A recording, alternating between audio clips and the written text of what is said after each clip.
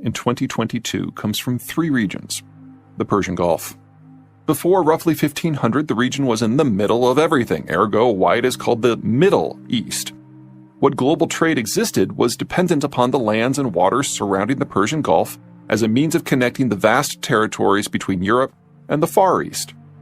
In large part, the very existence of the deepwater technologies owes itself to European attempts to avoid the Middle East altogether. With the discovery and exploitation of oil deposits throughout territory that now comprises not just southwestern Iran, but also Iraq, Kuwait, Saudi Arabia, Bahrain, Qatar, the United Arab Emirates, and Oman. Their collective output has been a fairly reliable 20 million barrels a day for the past 7 decades. As of 2021, that 20 million barrels is roughly 1/5 of global supplies and 1/2 of internationally traded crude. These 8 countries have 2 things in common. They are technologically incompetent, criminally lazy. Their educational systems are sad jokes, and local citizens lucky enough to gain technical degrees out of region tend not to return.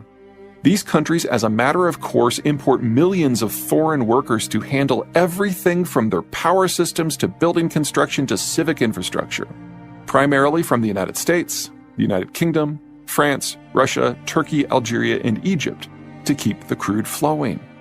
But each in-region country needs at least one of them. As technically incompetent as these states are, they are even less competent when it comes to naval action. None have the capacity to patrol their own coastlines, much less their trade approaches, much less the trade lanes upon which their income, their existence, depends. Every single one of them is utterly dependent upon outside powers to get every drop of their crude production to end consumers.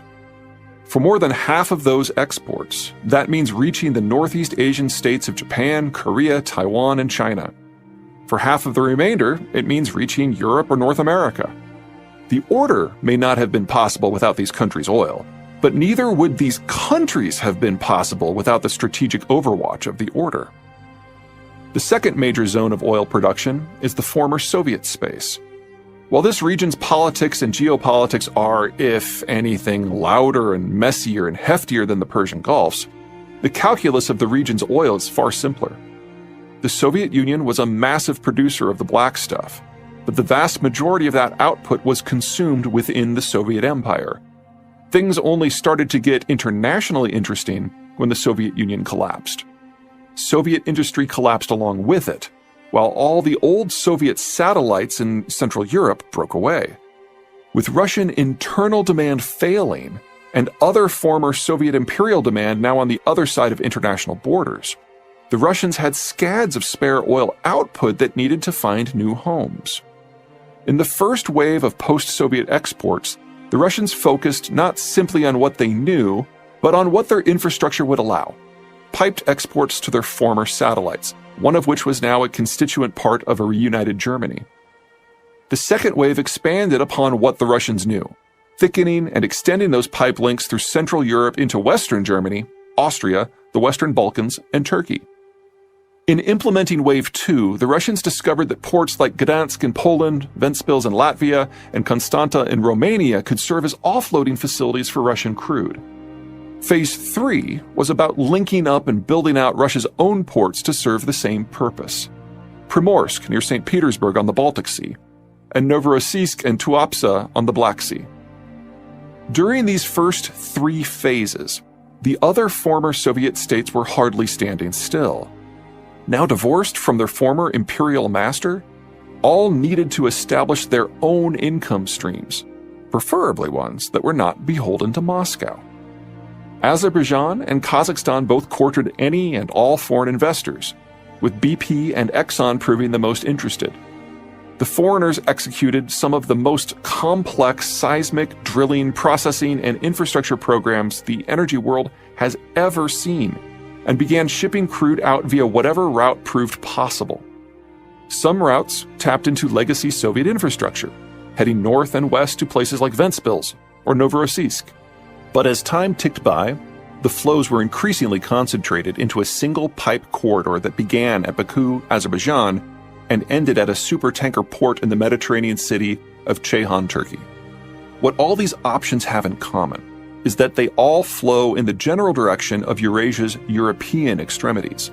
And since Europe was peaking demographically, there was little reason to expect European oil demand to increase ever again. Sure, the Russians were filling a larger and larger slice of that demand, but market saturation was decreasing their pricing power. The Russians started the long, expensive process of routing fresh pipe infrastructure east to the Pacific. Problems relating to permafrost and mountains and distance abound, but if there's one thing that can be said for the Russians, they are never intimidated by size.